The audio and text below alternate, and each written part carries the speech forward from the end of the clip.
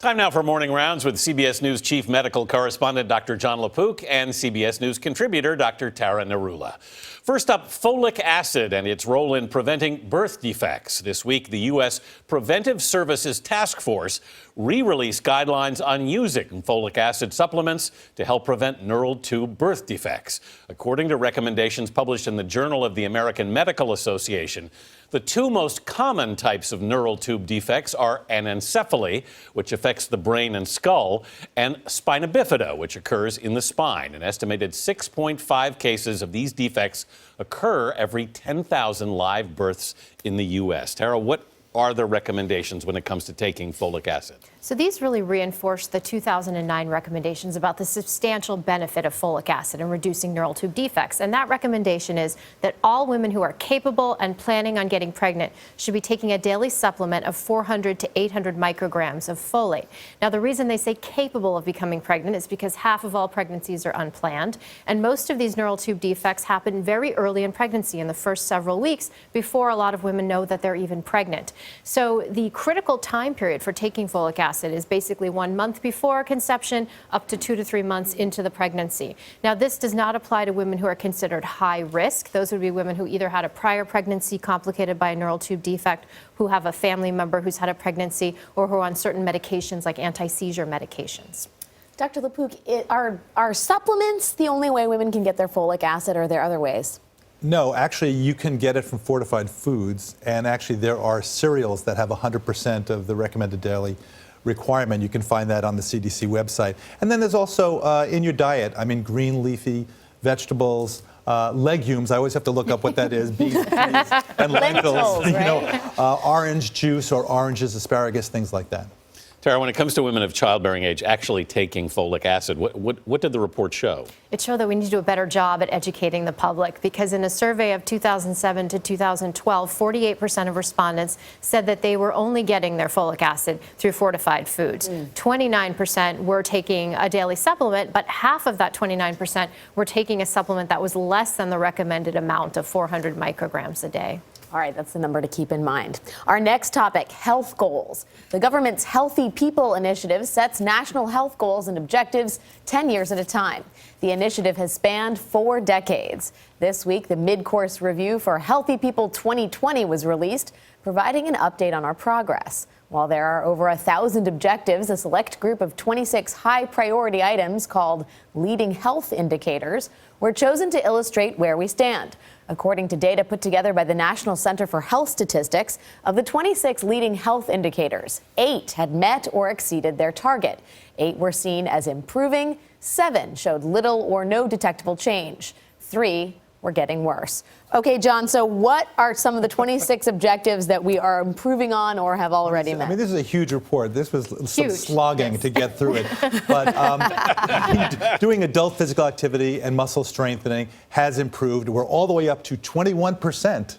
So almost 80% of people are not getting enough.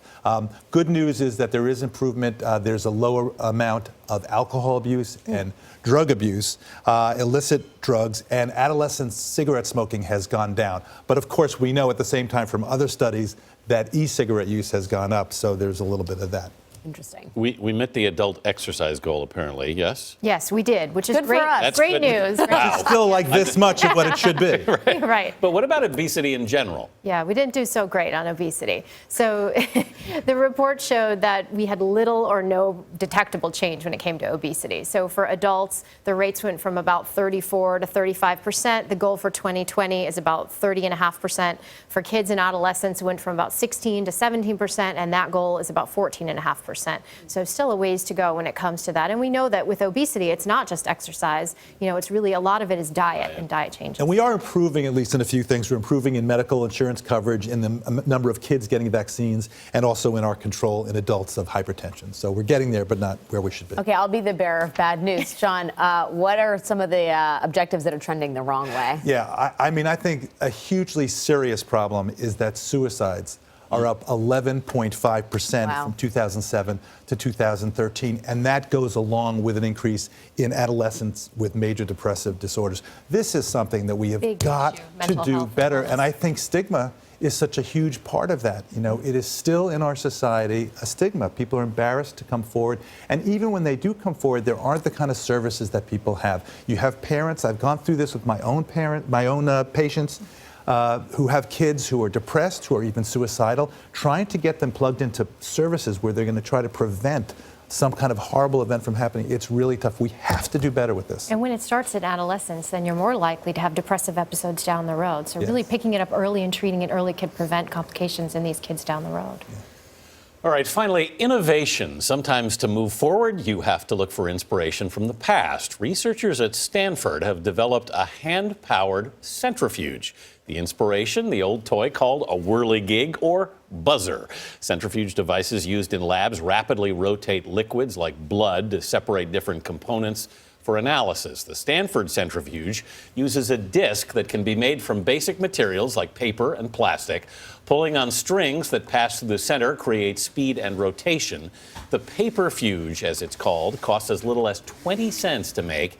It's lightweight and portable, which comes in handy in areas where electricity isn't widely available. The researchers demonstrated that the paperfuge can separate plasma from whole blood in less than 2 minutes and isolate malaria parasites in 15. The findings were published in the journal Nature Biomedical Engineering, and more testing is planned. This is such a great story. Yeah. They said that the engineer developed it, saw a centrifuge being used as a doorstop in Uganda because they just didn't have electricity. Yeah. So to have something that's cheap and that you can use in these low resource just to separate the blood, because you can't do these tests on the whole blood. You have to do it on the serum, that clear part. But I love the low-tech part of it. Yeah, Maybe so you can increase your muscle strength also at the same time. Right. Wait till you see what they do with boomerangs.